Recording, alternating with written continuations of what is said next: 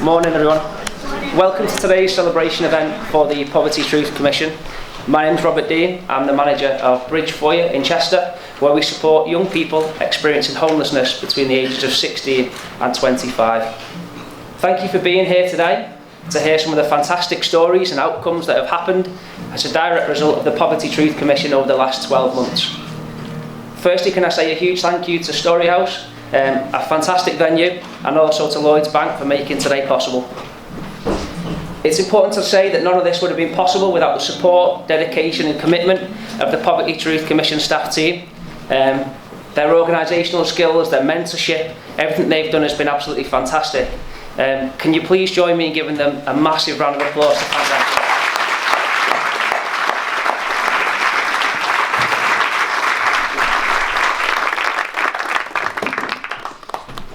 The PTC aims to create a safe space. It encourages a small, close-knit group of people who maybe never once would have met to form not just relationships, but also friendships.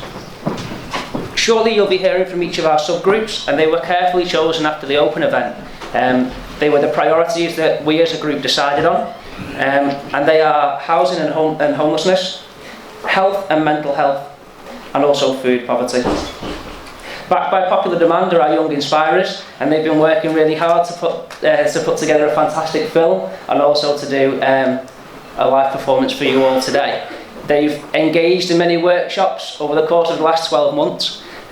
They've behaved and engaged fantastically, and the film that you're about to see, hopefully you all find it as impressive as I did, so well done to everyone who was involved in that as well. After the presentations, we're going to have a quick break where we'll all move back into the bar area, and that'll give the Storyhouse staff a chance to put away some of the seating that you're sat on today.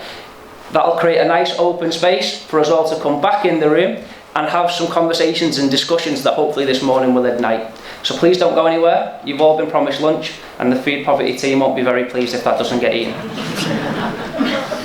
Before we begin, can I just go through some general housekeeping with you all? So the toilets are back out behind the theatre. So as soon as you come out of the lift, they're on the left-hand side. They're all unisex toilets, so if there's one free, please help yourself.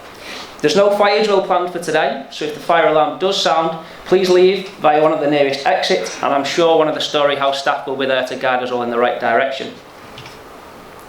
Can I ask that there's no filming of today's event? We do have professional people with cameras right in front of my nose that are here today to capture the magic for us. So please refrain from capturing anything on your own cell phones. If anybody doesn't want to be filmed or doesn't want to be part of the footage, if you just let this gentleman know or one of the staff team, and we'll make sure that we respect that and that you're not on any of the footage that's produced today. There will be some opportunities for you all to contribute and give us some feedback and share your opinions, so I just need to make you all aware that some of this may be used for our evaluation purposes as well. Finally, can I just ask that everyone switches their phones onto silent? We are asking you all to tweet throughout today's event.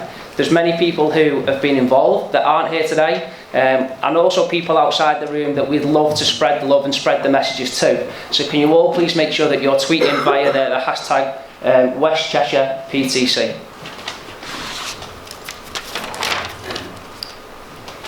Let's get back to why we're all here today, and that's to celebrate the fantastic work that's gone on over the last 12 months. The Poverty Truth Commission aims to bring people with lived experiences, along with local business and civic leaders together, in order to make a change and ensure that some of the stories you all heard at the opening event don't reoccur for other people that are living in West Cheshire and Chester.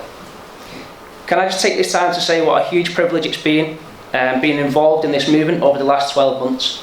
I've met some really inspirational people, some people that are terribly determined, and I've shown immense amounts of courage and bravery to hope that the stories that they share and the ears that are listening are able to make sure that those stories don't reoccur for other people living within the borough.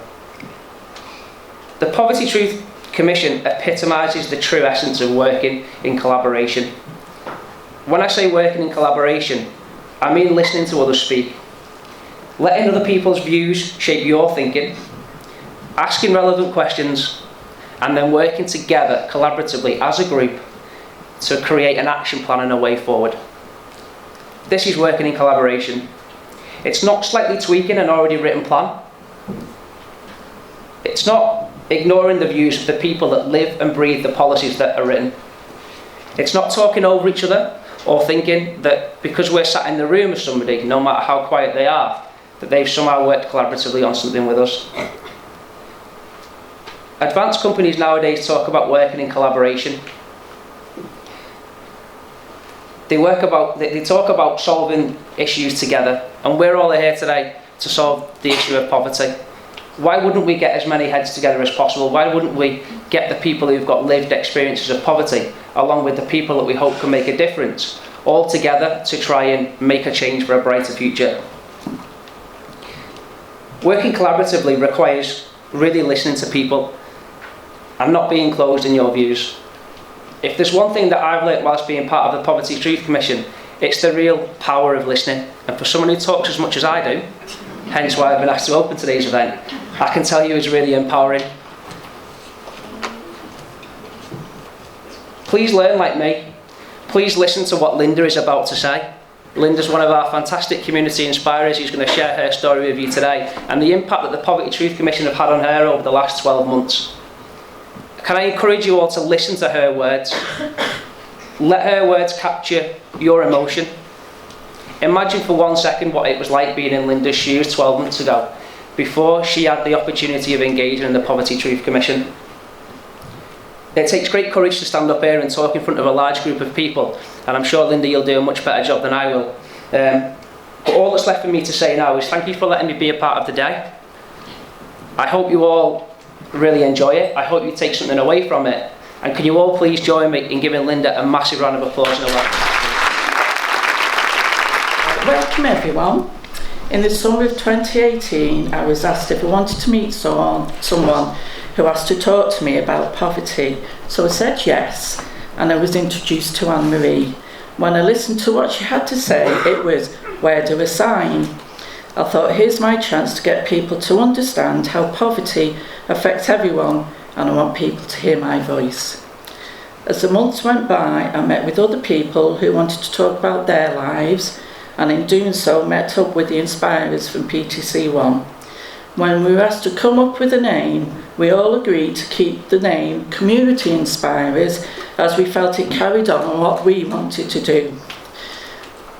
I did a film about what happened to me as I had to leave my job and the trouble I had with Universal Credit. And as I was not confident and I was extremely upset and nervous, but I am more confident now. And once the launch was over, I felt a sense of achievement. And meeting with the civic and business leaders made me feel inspired and wanted to help. I've also been to a couple of meetings with the NHS Foundation Trust, where they are doing a great job of getting together to help people all over the NHS. Through the PTC, I went to York to learn how to speak to journalists and how to write a speech, very enlightening. So I went with Emma Bibby Cheshire. She came with me, as I lost a lot of confidence on trains. Let me say that it did not help when I got on the wrong train, thanks to Emma. And I let her know every now and again. I have also been to Manchester on the train by myself. Woo! And nothing will hold me back now. I went to the Joseph Rowntree Foundation conference, where I heard people are doing amazing work trying to tackle poverty. Since I've been on the PTC, my confidence has improved tremendously. I have met with a lot of wonderful people, and I have really enjoyed doing everything, and I feel privileged to have been a part of this amazing opportunity.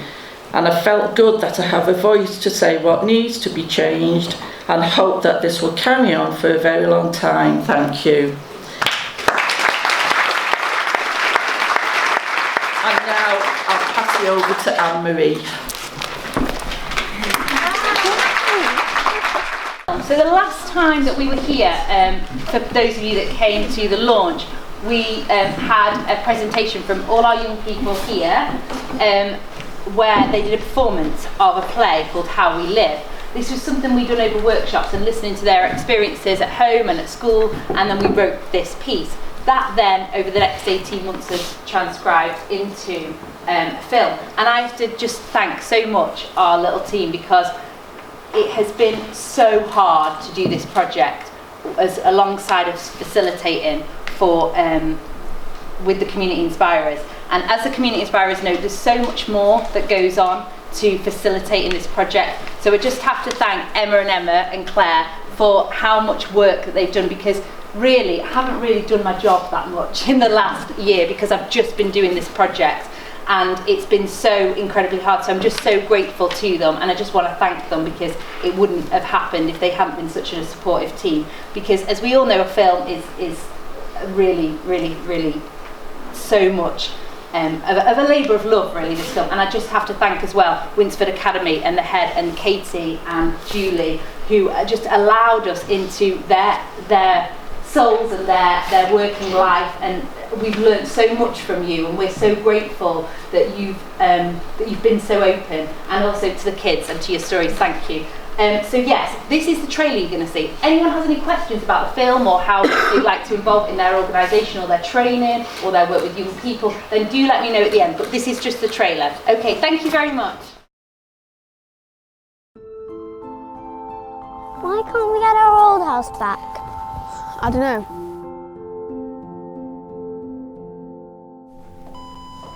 You've not got enough money on your card. Got to live in the real world. People like us, we've got to earn money. Mum said you won't be able to stay tomorrow night. Sorry. How come you're never at home? Want to get a good night's kiss? I'm a bit shy. Keep that between us though, yeah? Please don't let this change. How can it not, Nan? You're only a child. I don't feel like one.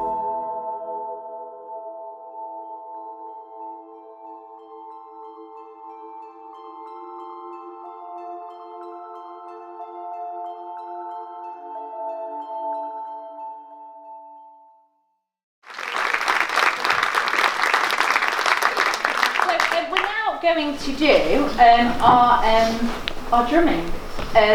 You will see. This is the way. Some of the things that we've talked about in the food poverty group, and the guys have had a lot of impact on that group. They have done a couple of spoken word poems, so they're going to perform them now with Matt. So get to the drum. So I just want to say it's been absolutely brilliant working with this wonderful group of kids. So this first piece is called Hangry. 1, 2, 3, 4.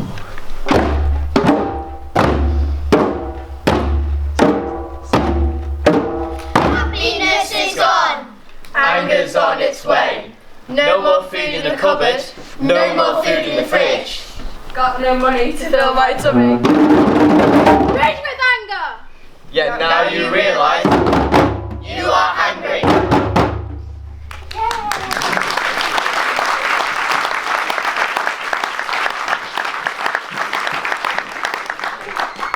And this next one is called Back of the Line.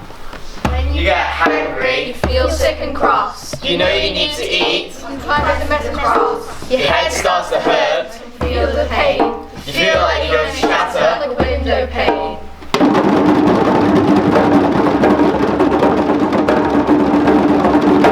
When your stomach crumbles. Your concentration crumbles. You feel so anxious you just want to eat. You feel so tired you just want to sleep.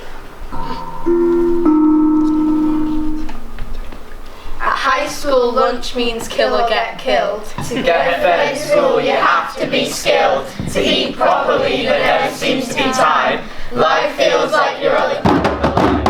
Life feels like you're on the back of the line. Life feels like you're on the back of the line. Life feels like you're on the back of the line.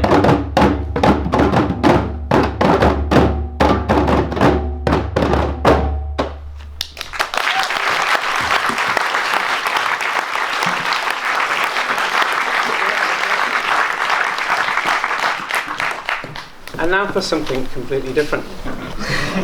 1, 2, let's all play.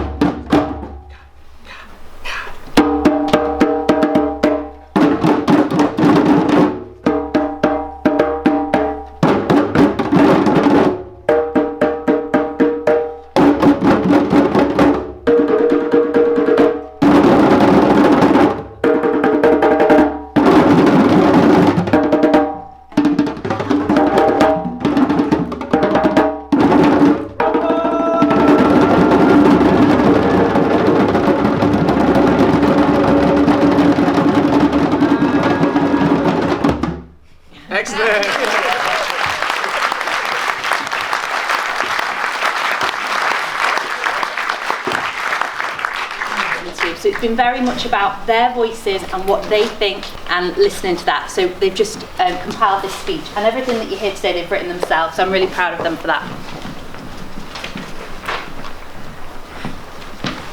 This project has been about poverty. This process has been about change. It's also been about trying to help others. We've discussed our opinions and the way we live. We've had meetings about the changes we want to make.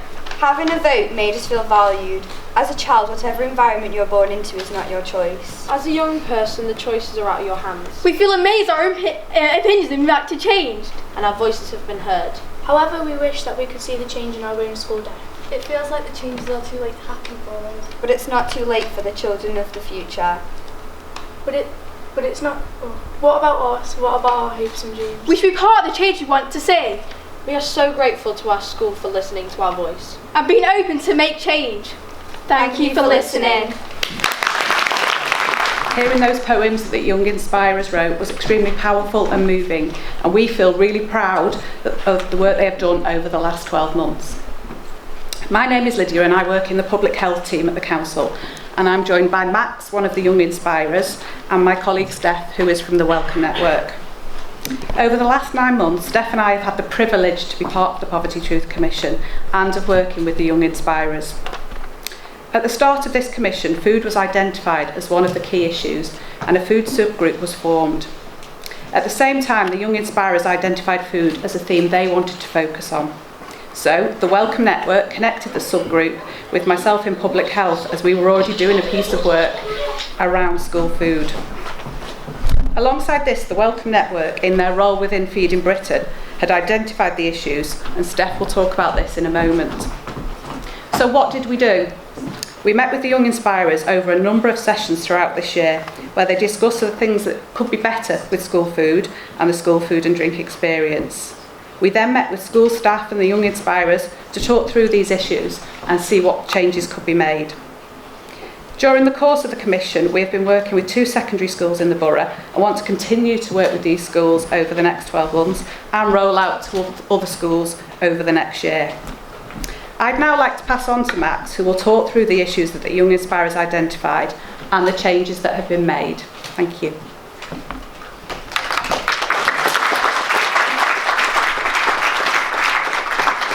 So what needed to be better? The free school meal allowance rollover. The free school meal money, if it isn't spent, disappears and doesn't get added to the account total. The money gets reset back to the default amount, and the amount of money allowance you get isn't enough money to cover for a proper school meal. Queuing. Queuing to get food and drink can be a nightmare. You spend most of your break and lunch queuing up to get something. Some people rush in front of you, so it makes you wait even longer. Everyone has the same time of break and lunch, so if you're the furthest away from the canteen, you won't have time to get into the line in time. Breakfast. There is a breakfast club that hands out free toast, but only before form time. Grab and go food. There are more grab and go foods than proper hot plated meals, which can be good for people that don't have much time to eat it. For many people, this is their main meal of the day. Sitting down. If you want to sit down to eat or relax, you can't because there's not enough room to sit because all of the seats have been taken, or the only seats left are people that you don't know. This can be difficult for people with hot plated meals as they can't put their plate down. So what could be better? We've met with the school catering team, and as a result, they have started to make some positive changes. For example, lunchtime pre-order system to reduce queuing time at lunchtime, reducing prices in order for the free school meal allowance to go further, offer a takeaway toast and breakfast at late gate for those who cannot get into the school earlier. I will now pass on to Steph, who will talk about the national issues around free school meal allowance.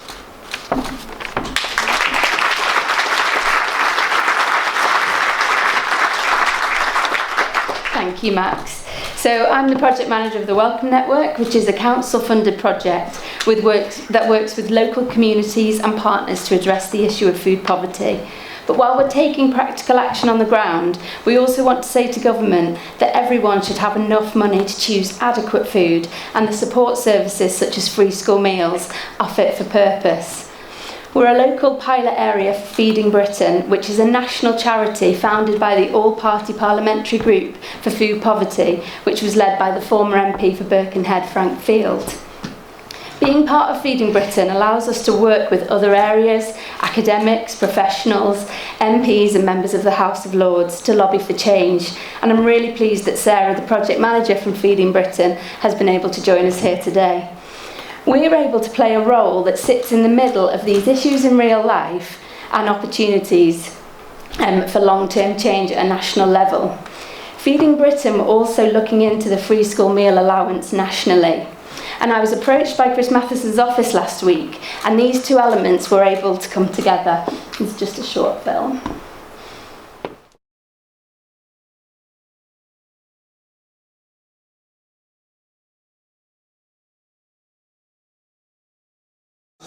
Will the ministers review the operation of the free school meals cash card? Because I believe that £2.30 a day often isn't enough for the cost of the school meal, but it's not rolloverable. That means that, that Feeding Britain estimates that £88 million went unspent when it should have been spent feeding children of low-income families.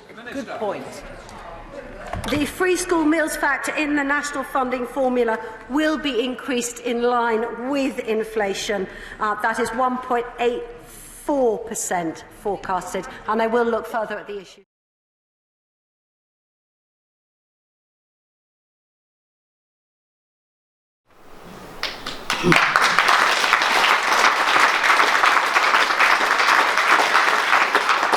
So that is a fantastic achievement from all the young people here and other young people nationally. It's a testament that your voices are heard in your workshops, but also your experiences have gone to illustrate in Parliament the importance of making sure that there is good food provision in school for everyone.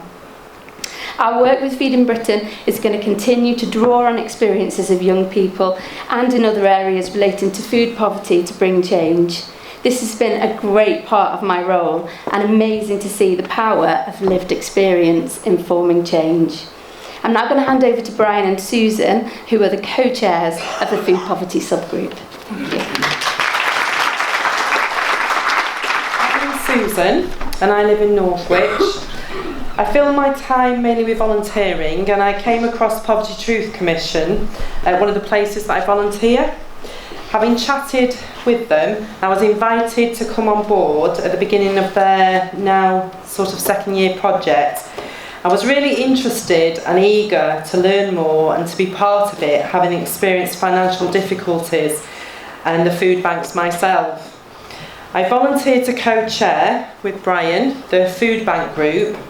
We met monthly, and at the beginning we decided on our objectives, things we'd like to try and achieve. The group was made up of both inspirers and business and civil leaders. From the first meeting, we decided on our priorities, and we were looking at 4 areas, namely food banks, the school meals and holiday provision, nutrition on budget, and looking at the causes of lack of money, which meant people had to use the food banks. With regards to the food banks, some examples, we were looking at the dignity aspect for people that use them, and we also produced some information sheets on the dietary requirements to be available at food banks to give more information to the volunteers. Further to this, I volunteered to work at a local food bank, and I'm looking forward to becoming a member of the board for the Mid-Cheshire Food Bank, which I feel is a really great opportunity and invaluable, having had first-hand experience living in food poverty. Going forward from this celebration, we have now set up a food bank user group where we will meet quarterly, coming together and looking at any issues or further proposals if required to enhance people's food bank experiences. It's been really enjoyable. I've put mind stimulating and uplifting to have been part of the PTC, been able to attend meetings, seminars, workshops, etc. So thank you to the PTC.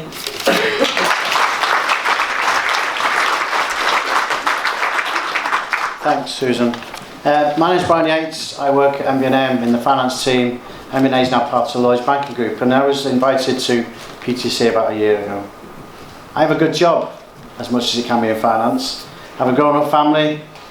I go to church most weeks. I volunteer in the community with youth groups and governors at schools and things. My wife volunteers at food bank. We do food collections. So up until about a year ago, I thought I was doing my bit, to be honest. And then I was invited to the PTC, and it's been a bit of a journey of discovery. It started with me getting a better understanding of the drivers of poverty, but also understanding from the stories of the inspirers themselves. Ashamed of being part of a society that's let that happen, but then inspired. And inspired by those inspirers that you'll see today, encouraged by their individual success stories, and I've been lucky enough to work with people who've taught me the meaning of true meaning of life. I've been astounded by their resilience, and it's been quite a massive impact on me personally. And I've been inspired to try harder, which has challenged me to challenge others, to share more, to waste less, and to get involved. As Susan said, our subgroup was looking at food poverty, and it was looking at two main areas. The first, children living in poverty and in food poverty, and it was great to see the performance of the youngsters, so thank you very much for that. But then also the provision and access to affordable food, not just through food banks, but the initiatives throughout the communities where people are working together, groups are working together, and what works best for and in the community. And in a few minutes, our inspirers will present their view and a bit of a taster of their experience of food banks. But before the inspirers start, I'd like to spend a minute or two just to recognise the incredible work of the PTC and the team.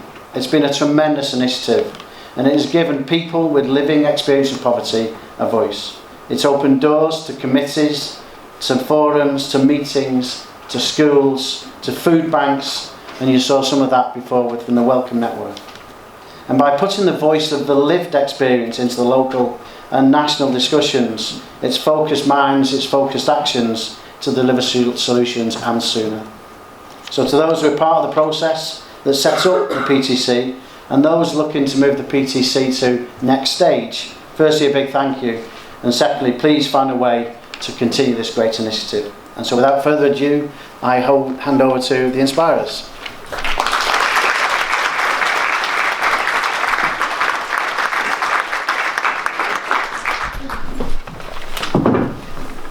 Hunger is not an issue for charity, it's an issue for justice. Getting the food bank voucher is one of the first obstacles. Susan. What's the second name? White. Address? 7 Magnolia Close. Oh, it's your third voucher. It's your last one for 6 months. Yeah, it's just that nothing's really changed. Is it the last one I can have? For 6 months. But what will I do next week? You can keep this one till next week. But I need some food this week. But I've got 3 children. Well, you can have it this week, but you can't have one next week. So either this week or next week? Yes. Is there anything else you can do? No. Nothing at all? Nothing at all. Make your choice. But what will I don't know what I'm going to do. I've had it this week, or next week. Right, okay, well obviously I'll have to take this week then, please. And yeah, okay, thank you very much. Thank you. Here's your voucher. Thank you very much. Thanks. At the PTC, we've been actively trying to promote a certain centred approach. We've also been actively trying to promote that food bank vouchers be electronically emailed over to people rather than being handed a big red slip. Oh hi, I've come to get some. Hi. I've come to get some food. Yes, name? Susan. What's your second name? White. My address? 7 Magnolia Close. Oh, it's your third voucher. Yes. How's your universal credit coming on? Oh God, it's still just a total nightmare. It's just all up in the air. Is it okay that I can get some food today? Yes, I'll just write your voucher. And there's your voucher for today. Oh, thank you. If you're still having problems next week, just phone me and I'll electronically email it straight across. Oh really? So like next week and even the week after, if I need to come to you, you'll give me some food? Yes. Oh gosh, that's such a relief. Thank you so much. Until your universal credit's sorted out. Brilliant. Gosh, that's a huge weight off my mind. Thank you so much. Have a Thank lovely you. day. Thanks. Thank you. Bye. Well, I've been accepted for the food voucher. I've got a condition. I don't know if you know about diabetes. Would there be anything for a diabetic on the shelves for me? Well, at the moment, sir, all we have on the shelves is just normal products at the moment, sir. That's all we have, just given from the market. So it's just basics? Just basic Just foods, I'm afraid. basics. So there's nothing for a diabetic? Not at the moment, Not at sir, the but moment. we'll try and look into it if we can for you, sir. So I'll just take the basics then. Would soup be alright for you, sir? Yes, I'll just have to risk it, with my blood sugars and that. So. Well, we'll try our best to look in for it for you anyway. Cheers. Thank you very much. Okay, sir. Bye now. At the PTC, we've also been trying to consider that everybody is different and that everybody should be treated and catered for with a different approach. Thank you. Public transport is a massive issue. Are you alright? Hello, good morning. I've come to get my food bank. Wow, that's a lot of food. I know, That it should last should me last you a 7 days. while. Yeah. Is there anything else I can help you with? Yes, I'm a bit stuck at the moment. I've got no transport. And I won't be able to carry this because I'm disabled. And is there no way that you are getting a lift, or is there anyone to get you the bus? no, not today. My family's all working and because it's 12 o'clock in the day. There's Right, nobody to go I'm for me. terribly sorry. We don't offer those services. Is there no way that anyone can give you a lift? No, not till Wednesday. Tomorrow. I'll get them to pick it up tomorrow. Oh, I'm so sorry. We're not open till Wednesday, you see. Tomorrow we're not open. I tell you what, you do need food for the next couple of days. Is there any way that you could take some home today? I could help you put it in your bag. Could take a bit in the rucksack. Yeah, I tell you what, tell me what you want and I'll put it in your rucksack for you. I'm not very keen on mushroom soup, but I'll have some soup if you got some, please. Yeah. What flavours have you got? We've got some, that's the mushroom one, that. We've got the roast chicken. I'll have the chicken for tonight, please. Yeah, we'll just put that in there. Is there anything else that you want? I need some cereal, please, and I need some milk. And I'll take the mushroom soup and I'll have for my tea tomorrow night. Yeah, you've just got a little bit of room left. I have the UHT milk, please. Yeah. Will that fit in? Yeah, I'm sure I can make it fit. You do need to eat for the next few days and you can't go without having a drink. Plus you need your cereal and your milk as well. You sure that's going to be enough? Yes, thank you. I'll get somebody to come pick it up on Wednesday, the rest. Alright then. I'm terribly sorry about this. Not your fault, thank you. You've been so kind. So we are open on Wednesday in the lunchtime, so it's 12 till 2.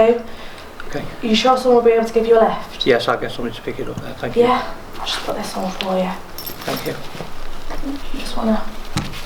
There we go. Oh, you alright with that arm? Yeah, put it on there. Sorry. I tell you what, I'll carry it through to the door for you. Yeah. Would you be able to open the door for me, Yeah, please? that's fine. Thank you very much, you're so kind. Just 1 second. Do not forget, it could happen to anyone, any time. So let's get food poverty in Britain changed. Thank you for that. And now I'm handing over to Tyra and Gus. My name is Tyra and this is Gus. We are the youngest and the oldest members of the PTC. We are both on the health subgroup. Building on feedback from the whole PTC, our subgroup identified some key issues that we wanted to find out more about, and presentations today give a brief flavour of these. I only became involved in the PTC by accident. My mum is Tracy, who shared our family story of homelessness at the launch. I went along to one of the PTC meetings at the very beginning, and after hearing the inspiring stories and how with the PTC we could make change and help other people is what made me want to stay. I had never come across such inspiring individuals before, and the fact that I was listened to and finally had a voice to be able to influence important matters made me feel like what I was doing was worthwhile. Since joining the PTC, I've grown a lot more confident, and whilst there was a lot of uncertainty of where we were going next, or what was going to happen after we lost our home, I have a newfound perspective of what I want to do in life and how to deal with situations that come my way. I do believe that everything happens for a reason, and it does shape you and make you stronger. My plans for the future are to go back to college in September to get my access course, which will then allow me to study mental health, nursing at university. Helping people has always been a passion of mine, and this will allow me to do so. I am excited for what the future brings.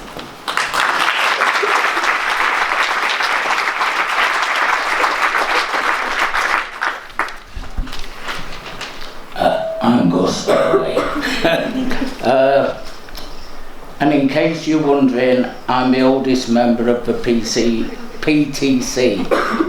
Many of you will know that I work tirelessly trying to influence how health services are delivered across West Cheshire.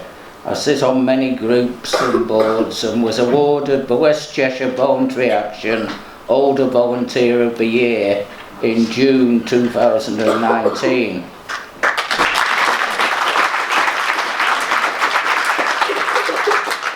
We welcome new initiatives like Integrated Care Partnership and the merger of the Cheshire CCGs, although this has made it harder for me to get to board meetings in the far reaches of Cheshire. Being involved in the PTC has been life-changing in many ways. I was diagnosed with autism at age 70, 18 months before the PTC was formed, and I was struggling with the diagnosis. The facilitators made it easy for me to join in, and if things got too much, I could leave the room until I had cleared my head. My voice seems to have more power behind it as a community inspirer. I am told I am being listened to now and have had the added confidence to up my game since joining the PTC. The slide names just some of the opportunities we've had to have a voice, and organisations seem very open to the idea of working with people with lived experience, and our involvement has been welcomed. Pass you back to Tiger.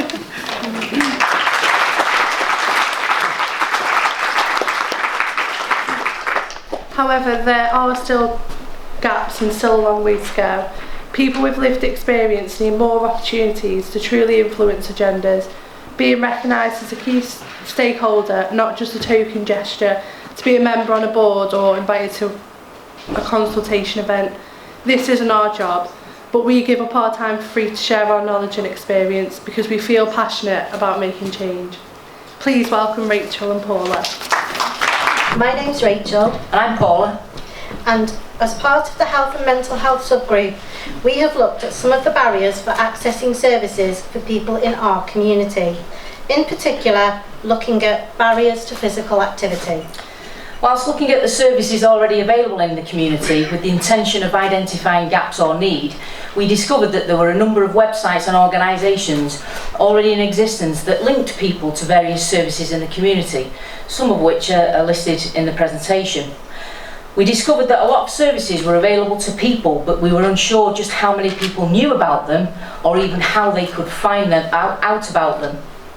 We talked about the need for a directory, something that had been raised by PTC1. So finding out more about Live Well Cheshire West was a winner. Live Well Cheshire West is a council-run website where you can find information about local services, activities and events for residents in the borough. The site was tested by the community inspirers before it went live, including some of the inspirers from PTC1, as they had previously raised issues with the former site known as the local offer.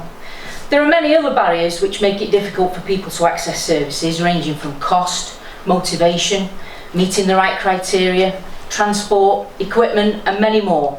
The biggest barriers we felt were transport. Buses stop operating after certain times of the day and at weekends, making some journeys impossible. Not living on a bus route creates additional time pressures for people. For people living with complex health needs and who have no transport means the journey in itself is difficult and becomes a barrier to participation. Cost. The price of a membership or the cost of a session is unaffordable for people on low income. If you're struggling to eat, provide heating and pay for day-to-day living expenses, going to the gym is a luxury you simply can't afford. To afford even the most basic clothing and equipment is expensive. Travelling to a local leisure centre, unless people live within walking distance, will incur transport costs. Bus fares, for example. Some journeys may even involve more than one bus, which not only impacts on cost, but people's time as well. Motivation. People who are not used to exercising, or those who simply say, it's not for me, need to be sold the benefits to their long-term health and well-being. People with long-term health issues or disabilities often have the belief that exercise is not for them because they have a long-term illness. It's about changing people's mindset and behaviours. Moving forward, Cheshire West and Chester has 16 neighbourhoods that rank in the 10% most deprived in England. There's a lot of evidence and insight already available regarding the barriers to physical activity, but the PTC has gathered the thoughts of people with lived experience and direct experience of poverty. The solution to all these problems cannot be solved by one organisation or individual. It takes working together with key organisations and our communities to truly understand and remove the barriers. The current review of Brio Leisure as a service delivery model will provide an opportunity for effective change at a local level. Taking services into the heart of the community is a solution to address many of the barriers we have spoken about today, including cost, transport, behaviour change. Health inequalities are inextricably linked to poverty and physical inactivity, and this must be addressed in our communities. Encouraging people to be physically active will benefit their physical and mental well-being, which will ultimately help people lead a healthier lifestyle. It is our pleasure to now introduce Jane and Connor. As you can see from the slide, we found a lot of good initiatives in primary schools, secondary schools and beyond. However, we've also discovered that to have a lasting impact, the support needs to be sustainable. And for this to happen, a number of key components have to be in place. Leadership and buy-in from the top of the organisation. A change of culture, including viewing things from the pupils' and parents' perspective rather than trying to change the child. Training and support for teachers. Making sure it's embedded into the curriculum, not an add-on. And bespoke support for pupils with more complex problems. Some schools are embracing this approach to great effect, but there's real disparity across schools, which means that some children are not getting the help that they need. I hand you over to Connor.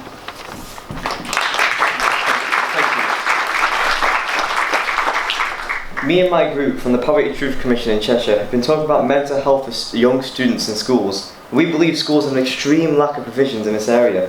Our group were discussing an in real life situation where students would have to misbehave in classes just to get the attention they need from adults. This can put students in a situation where they're having to sacrifice their grades and future in order to help their mental well-being, and this becomes a part of their everyday routine. This is a national picture. Although having to sacrifice their future, this is only a short-term fix for students. It becomes a long-term problem as the future has been made worse by their mental health.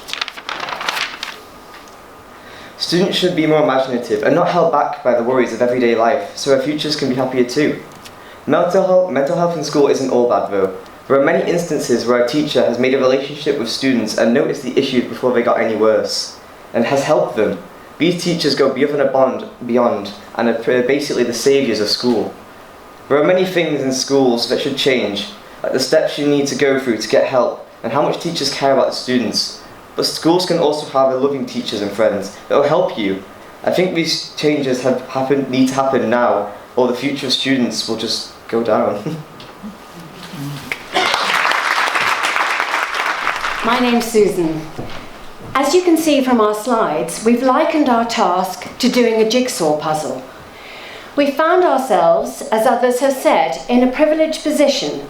The name Poverty Truth Commission has opened many doors, and we've been able to find pieces for our jigsaw in many different organisations. Sometimes the pieces have been in plain sight, but we've found others in more obscure places, the equivalent of down the side of the sofa or under the table. Occasionally, the pieces look very similar, and as you've seen, although we've been able to complete parts of the picture, with all the many pieces of good work that are going on, there are some significant gaps. We're also not clear how the completed bits join up. Jigsaw fans will know there are two ways of doing a puzzle. The easier way of looking at the finished picture on the top of the box, or the harder way without the box top. We've been doing the latter, but we have two questions that we've not been able to answer. But maybe someone here can. And that is not only where are the missing pieces, but crucially, who's got the box top with the complete picture on it. I'm now going to hand over to Linda and Steph for the final report from our subgroup. Hi, I'm Linda again. And I'm Steph. Through PTC1, it was found that there was a need for people who felt isolated and alone, and Chris Reed started the ball rolling to achieve this. Thank you, Chris. This was taken on to PTC2 and finally launched last month. We decided as a subgroup that the need for peer support in Northwich was as great as it was when it was discovered through Chris. So it was decided that we would resume the previous project and see it through to completion. We've had some stumbling blocks, but with the help of Cheshire West Voluntary Action and their advice and help, we have now become a constituted group which has allowed us to launch quickly. The group is helping hands and anyone over the age of 18 is welcome. No referral is necessary, and there will be pool darts, games, activities, drinks, toast and biscuits. We have an amazing venue thanks to the kind generosity of the council and the staff at the old vicarage, who are helpful, friendly and welcoming to all who use their building, not just us. With the help of the PTC, 3 of us, including myself and Linda, are now mental health first aiders. We all look forward to where this group may take us. Thank you. We will now pass you over to Anthony.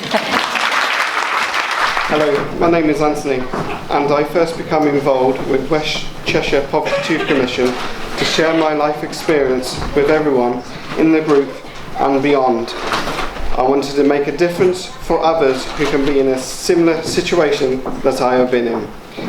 I have worked on the housing and homeless subgroup. I chose this group so I could empower others by sharing my knowledge and what I have been through in my life, to make improvements to services that are provided here in Cheshire West. The subgroup was wonderfully co-chaired by Wayne and Tracy, who kept us all focused. We will be hearing from them shortly. The group was made up by community inspirers, representatives by social housing providers, DWP and the charitable sector all came together. The time we had spent building relationships really helped with this and was visible straight away with everyone's willingness to listen. We spent time sharing experiences and talked about what we had lived through and what us feel in the same case shaped our path in life. This true listening influenced the things we decided we had liked to change. This true listening influenced the things we decided. This came directly from inspirers sharing their experiences, and although we had shared the same different places, we all shared a common purpose, preventing homelessness. Now I'll hand you over to Deborah. My name is Deborah Webb and I am the chairperson of a local charity and huge community initiative called Share. Some people may know us as the Share Shop in Chester. We deliver huge amounts of international aid to people who are homeless across Europe, but we also support the local homeless population here in Cheshire and surrounding areas in the form of a drop-in, signposting, emotional support and basic humanitarian aid. When I was invited to be part of the Poverty Truth Commission a year ago, I arrived feeling quite confident and ever so slightly smug, because I felt we as an organisation could already tick that box, and that we do listen to our service users and incorporate their lived experience into our services. What the PTC has taught me in the last year is that couldn't be any further from the truth. And I think this has possibly been the most insightful experience that I have ever had. As part of the homelessness subgroup, we spent a lot of time listening, really listening to the stories and voices of people who have personally experienced homelessness or were still experiencing homelessness. I think the most important message that I have received from this process is that it's not enough just to ask someone to come and tell you their story and to listen to their lived experience. In order for people to do that and for it really to affect change, those people need to be supported in that process and facilitated. Often those people are, if not or currently experiencing crisis in their lives, they're recovering from that crisis. And they need support and facilitation to make sure that they are comfortable having their voices heard. And the other thing is that needs to be some real tangible evidence within that process that their voice has been listened to and it's affected real change within your organisation. Hopefully over the next few minutes it'll be very apparent that within the PTC that has happened in so many of the organisations involved as part of the civic and business leaders. It's certainly affected real change within my organisation, and we will be implementing that change as will lots of my colleagues. When we looked at the stories of homelessness, we tried to do it in a very rational and careful way. So we plotted timelines of people's stories, how it all started, what happened in the process, how things started to deteriorate till we ended up with an end point, which was homelessness. We also costed that process to the best of our ability, and although we weren't able to access all of the costs, we were able to access a substantial amount of the costings of that process. In a moment you'll see a video that shows very clearly the immense cost to the public of managing homelessness. The costs that we talk about are only basic accommodation costs. It doesn't include the cost of eviction, the legal costs, the human resources costs, or the cost to the charities that end up, in most cases, supporting the individuals through this. So the financial costs are substantial. What we can't put a cost on, and this is the thing that's hit me most sincerely, is the cost to people's well-being and mental health. The absolute disaster within people's lives of experiencing homelessness, fear of homelessness, risk of homelessness, or being homeless can't be measured.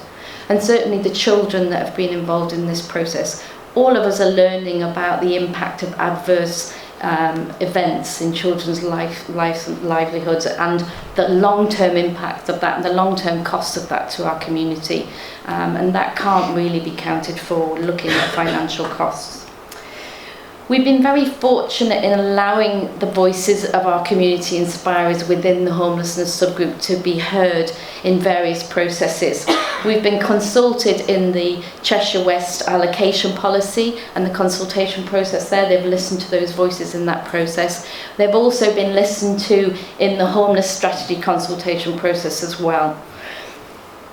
Most importantly, those voices have also been heard by the housing associations, and I think that's where we've had possibly the biggest impact so far. One housing association alone was so moved by the voices of our community inspirers that it worked really hard to change the attitude and the culture within those organisations. And just in a few short months, that one housing association has been able to reduce their evictions by 75%. That has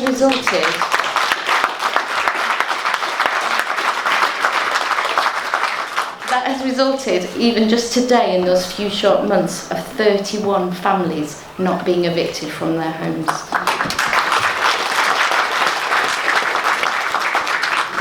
Obviously the cost savings to the public purse are huge, but the cost to those individuals in terms of their mental health and well-being is immense and more than we can probably ever imagine. When we were listening to the stories of people who become homeless and looking at the whole process, there was one thing that was very apparent. The help for those individuals within that process was always there. The local council, the local organisations and the third sector organisations like ours is there, and those help schemes are there for people to use. The saddest thing for me in this whole process is the fact that almost every single one of the stories that we heard was totally preventable had those people had access to the services that are available to help them in that situation. That is desperately sad.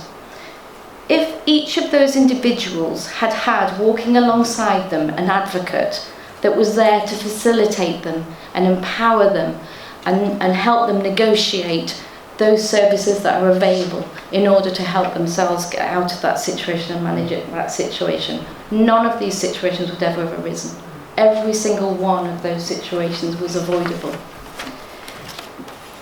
The PTC recognise how crucial an effective and robust advocacy service is in preventing and managing homelessness. We were really lucky as the homelessness group that we were allowed or invited to present our evidence and our findings to the Cheshire West Homeless Scrutiny Day recently. It was a fantastic experience. Tracy and I went and spoke at the Scrutiny Day. It was a wonderful experience. I can't tell you how wonderful it was, because the people within the room listened to us. They listened to us, they were interested, and they genuinely took on board everything that we'd said, and we found it a very positive experience. We want the new Cheshire West Homeless Strategy to have within it a robust and effective advocacy service. We feel it's crucial moving forward to manage the homeless situation, and we can't get that message across any stronger, really. Our greatest hope at the end of this process is that the Cheshire West and all the other stakeholder organisations in homelessness will continue to use the PTC and the voices of people with lived experience as a sounding board moving forward. We really hope that people with lived experience will continue to shape and promote the services of our community moving forwards. Thank you. Tracy was affected by the benefit cap and struggled to pay off the rent arrears, which resulted in eviction. She owed £5,000. Due to being made homeless, they lost all their furniture and white goods. All the children missed out on education and spent 35 weeks in temporary accommodation at a cost of over £16,000 to the council. Spending 5 weeks in a bed and breakfast over in Liverpool was the worst experience the family had ever faced. When Tracy was sharing her story publicly, I thought, this sounds familiar. I remembered Tracy as she was in one of the dispersed properties for homeless families which For Housing manage on behalf of the council, and I felt uncomfortable and a bit defensive. I remembered Sharon's name being on the letters from housing.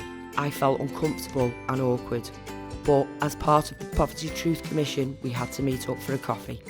We talked about family, teenagers, kids, and life in general. We spoke about everything apart from the quite significant issue between us, the homelessness issue. When the PTC met, I heard more about Tracy's story, and I listened. I really listened. I started to think how the work we were doing as a housing provider was impacting on families. We were driven by process.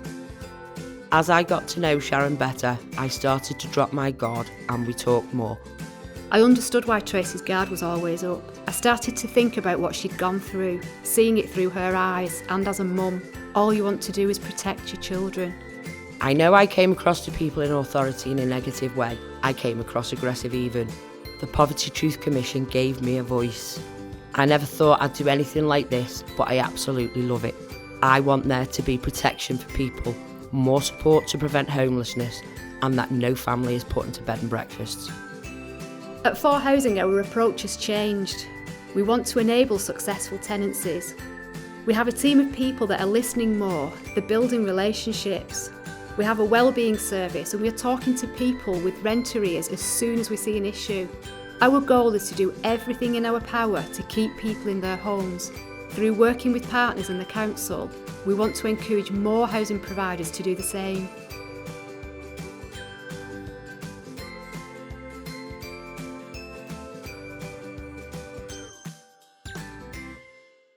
My name is Wayne Gales. I work for Weavervale Housing Trust, another housing provider.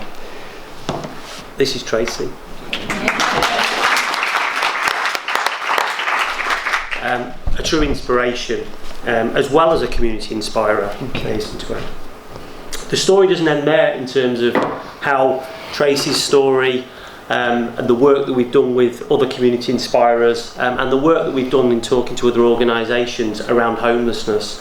30th of this month, Tracy's kindly going to come along to meet with all of the major housing providers, social housing providers that is, in Cheshire West, to tell her story, and we are absolutely going to get some further commitments to how we, first of all, support families and therefore do a lot more to prevent families being evicted, as well as additional support that we can offer to existing families that we all collectively have a responsibility to provide a home for.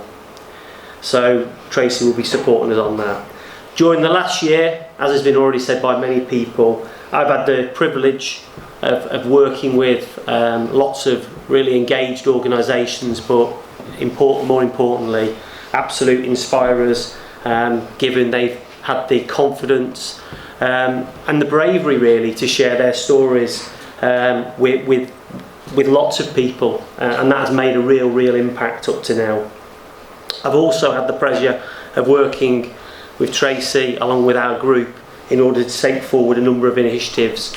A key initiative for us which is just starting to blossom and we're absolutely going to take forward is around creating a law centre in Cheshire that supports in particular homeless people, to make that connection, to give that support, with working alongside a lot of other advocacies, but also to take forward individuals' challenges, individuals' concerns, but with some real independent and specialist legal advice. I'm going to pass over to Tracy before I pop back in a moment. Can I just start by thanking Sharon? She's hiding in the corner. Thanks for listening. This journey for us has been very difficult. Many of us have had to face our demons, but the outcome has been so worth it.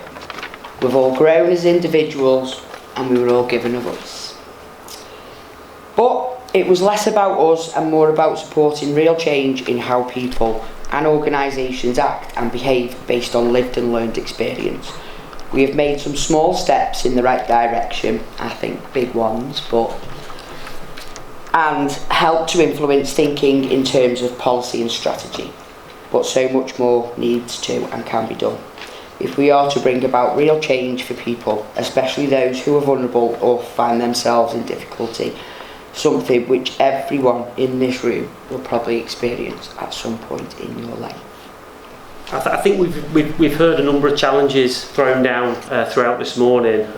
We've certainly got some challenges and unfinished business as a group, but I think the challenge to everyone in the room and those not in the room, and it's for us all here to carry the message, is that we need to bring about real sustained change.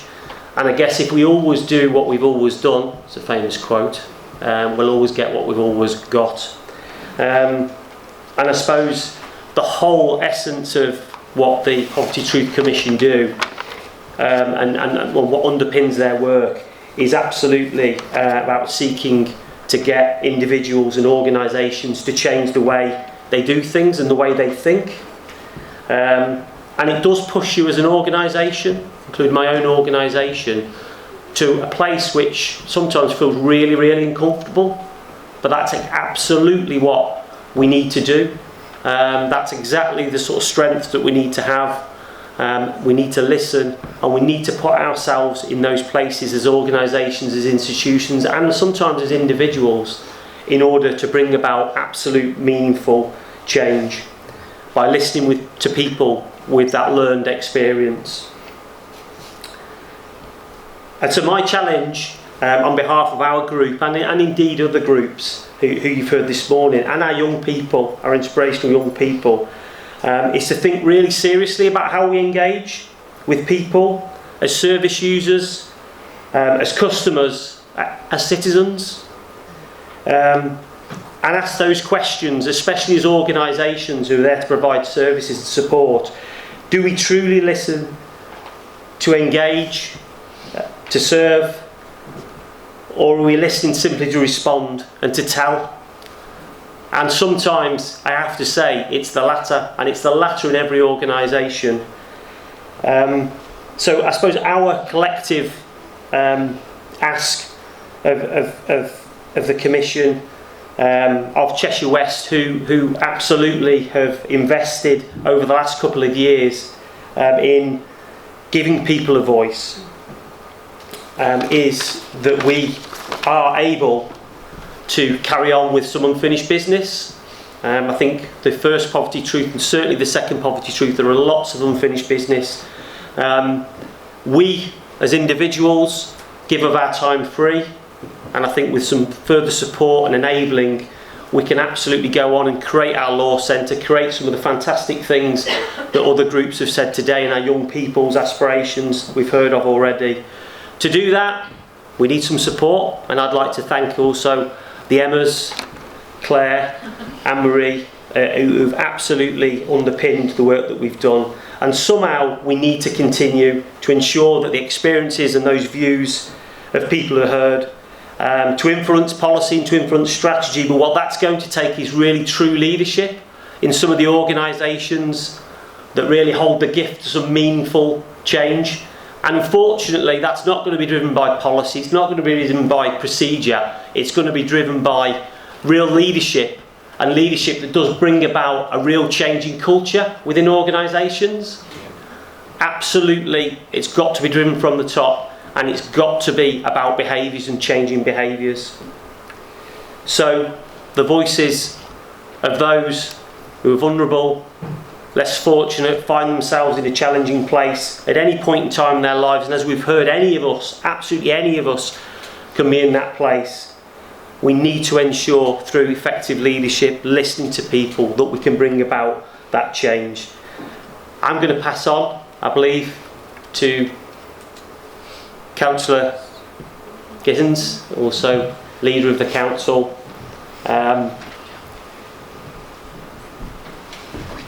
We give her a round of applause. Thank you, and what an amazing group of people that we've heard from this morning.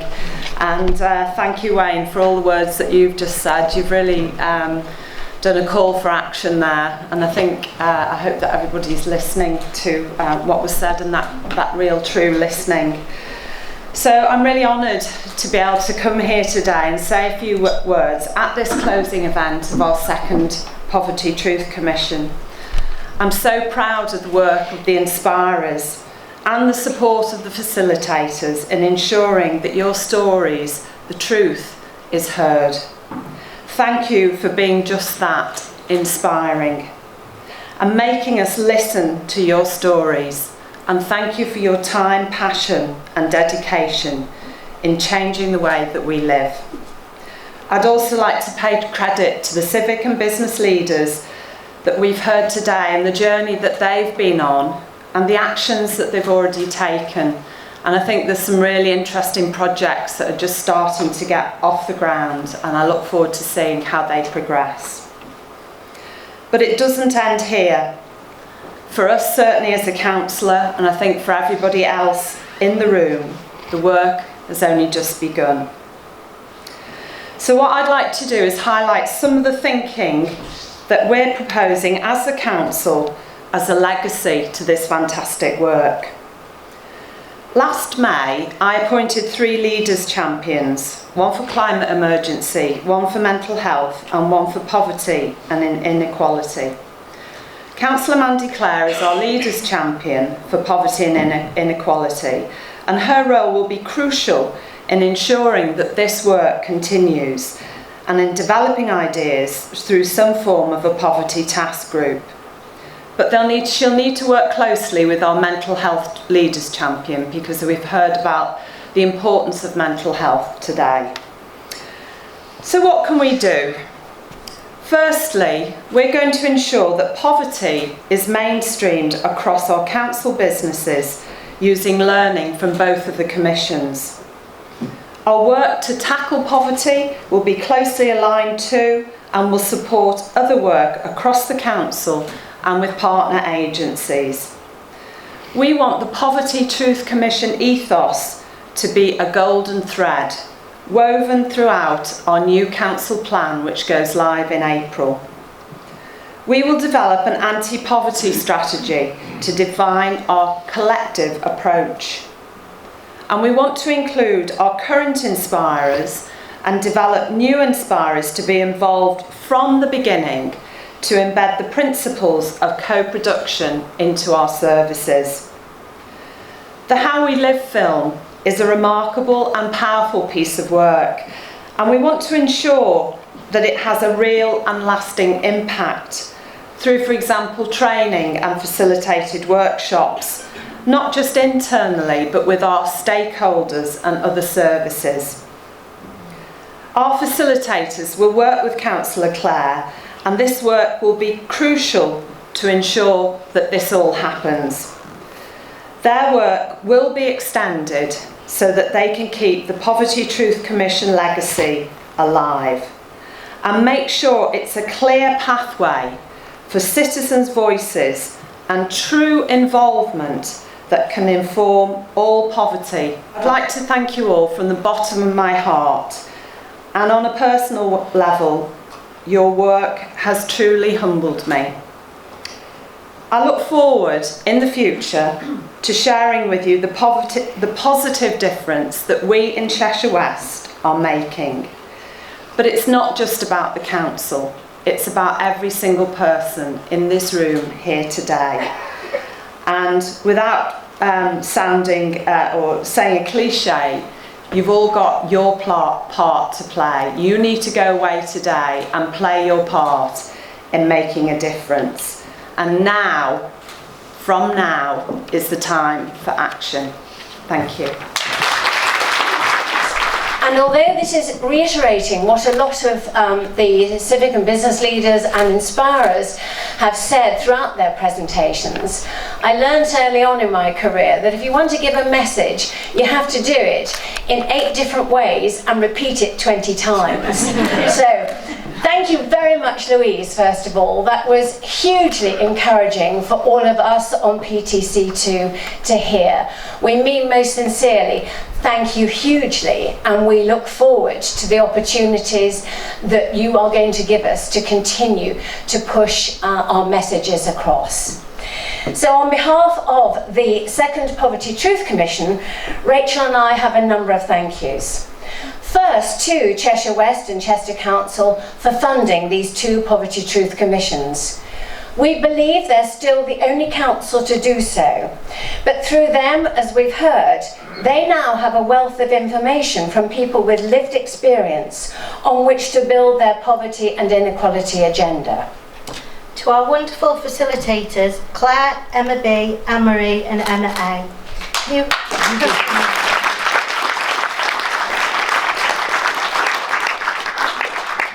You have put a great deal of time and effort into developing the trust between yourselves and the members of the PTC, as a result of which there is a very strong relationship between the two.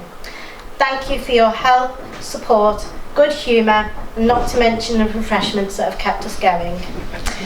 To all the inspirers and the young people, thank you for your honesty and openness in sharing your individual stories with us, for your work so far and your ongoing commitment to making your voices heard.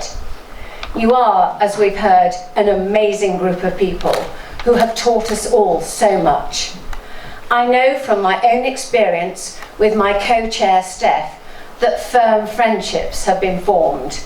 She actually calls me her work mum. And your experiences have made a real and lasting impact on the work that the civic and business leaders do. To the civic and business leaders, thank you for giving your time. Thank you for your willingness to listen and for your openness to make real changes within your organisations. We started this process as two groups of people and we end it as one. Thank you to those who have joined the PTC since we started. Claire and Lydia from Public Health and Steph from the Welcome Network. And to Professor Tony Wall from the University of Cheshire, who is providing the collaborative evaluation for this PTC.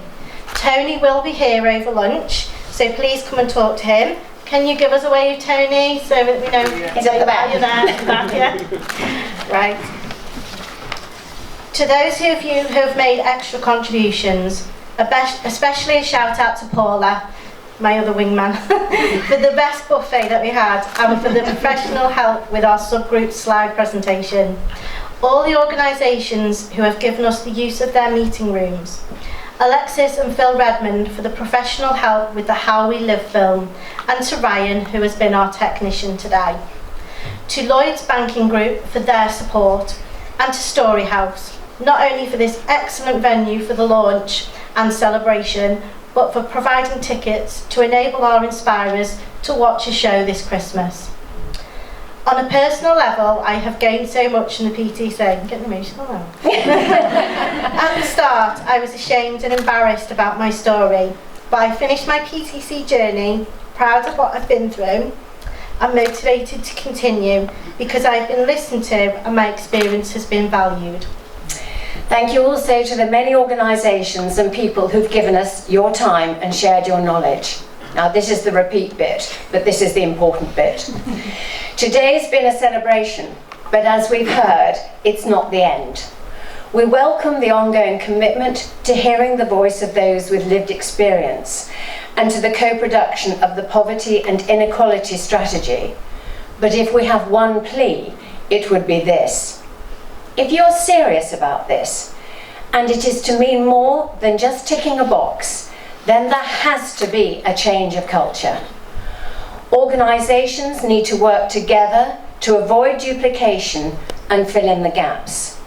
And their leaders need to give absolute commitment to meaningful engagement to those with lived experience and be prepared to adapt their ways of working to ensure that those opportunities are real. Finally, thanks to all of you for being here with us today. Can we invite you now to go to the bar area where teas and coffees are being served while the seats will be put away. This will give us space to come back into here and continue the debate and conversation which we've hopefully inspired from the presentations this morning. Can everyone from the PTC please stay in the room for a quick photograph? But for everyone else, please don't leave the building because lunch is on sale.